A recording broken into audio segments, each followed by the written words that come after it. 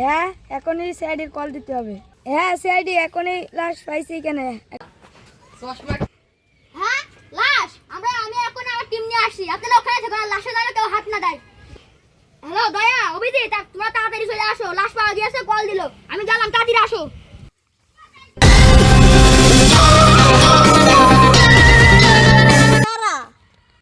আমরা সিআইডি বুঝছো? এখানে লাশ কিনা আমাদের কল করলে আমরা অনুসন্ধান করতে আইছি। আমরা সিআইডি বুঝছো? কেন দেখে কি টুকাই মনে হচ্ছে? তাই তো মনে হচ্ছে।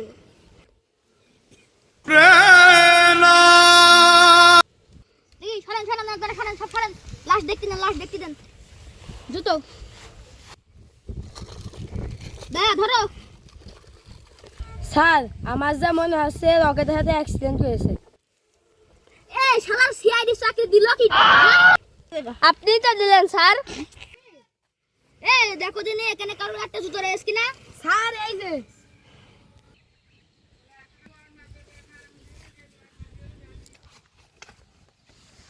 ওকে ধরো।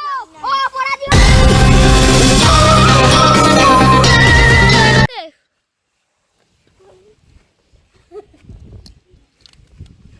উঠাও, ওকে নিয়ে যাও, জেলে নিয়ে যাও। ওর কাছে জিজ্ঞাসাবাদ করতে হবে। স্যার আমি কিছু জানি না। দয়া, ও সুরার বউর সাথে হচ্ছে আমার আলাপ করতে হবে, ও লাশের বউর সাথে আমার আলাপ করা দিতে হবে। নাও।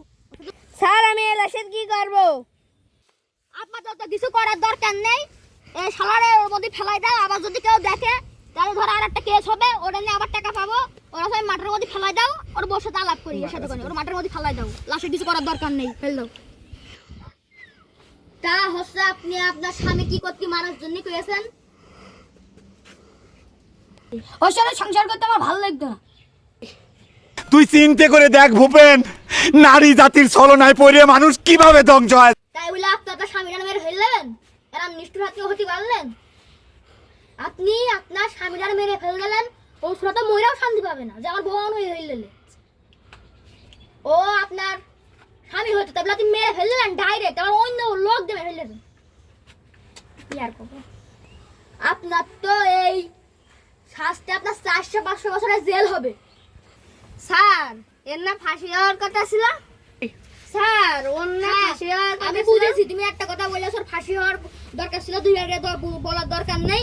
ও মেয়ে মানুষ, ফাঁসি হওয়ার কথা ছিল, কিন্তু আমি ফাঁসি দেবো না। ওর ভাতার দাম হয়ে গিয়েছে, সেই জন্য ওর আর ফাঁসি দেবো না। স্যার আপনি আমার মনে কষ্টটা বুঝিয়েছেন। বুঝি, আমি সবার কষ্টই বুঝি, বিশেষ করে মেয়ে লোকের কষ্টটা একটু বেশি বুঝি। স্যার মেয়ে লোকের কষ্ট বেশি বোঝে? থাকগা, স্যার মানুষ বুঝতেই পারে। আপনি দেখেন কোনো প্যারা নিয়েন না, আপনার এই মামলা ঢিসমিস হয়ে গিয়েছে। আর যদি কোনো ঝামেলা হয়, আমি এসিবি আছি, আমি থাকতে আপনার কোনো টেনশন নেই। আমি আপনার মামলা ঠিক করে দেবো, এতে কোনো টেনশন নেই।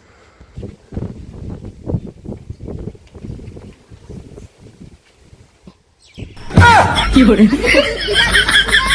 আমরা এখানে এক জায়গায় বসতে পারছি। আমি বললাম যে হচ্ছে মকলেসের দিয়ে তোমার স্বামীর তুমি মেরে ফেল দাও, আমি মামলাটা দেখবো না, আমি এসিবি। তাহলে আমার বুদ্ধির জন্য আমরা দুইজন এখানে একসাথে বসতে পারছি।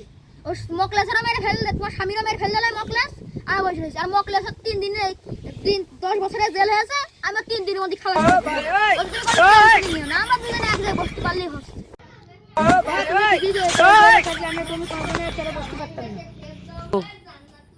হ্যাঁ তুমি একদম রাইট কথা বলেছো। ও সারা থাকলে কোনোদিন আমরা এক জায়গায় বসতে পারতাম না এখানে। ও চলে গেছে, ভালোই হয়েছে। দেখো ওই মামলার জন্য এখন আমার অভিজিৎ ফোন দিয়েছে, ওই কুদ্দুস জেলে রয়েছে, ও জেলে রেখে আমি 3 দিন নিয়ে অপেক্ষা করো, ওর মামলাটা শেষ করে তোমার সাথে আমি বিয়ে করবো। আমার আগের বার আমি তালাক দিয়ে দেবো, 303 ধারা অনুযায়ী, আর তোমার সাথে আমি আবার বিয়ে পুষে নেবো। কোনো সমস্যা নেই, কোনো সমস্যা নেই। চলো এখন তো বাড়ি যাও। আরো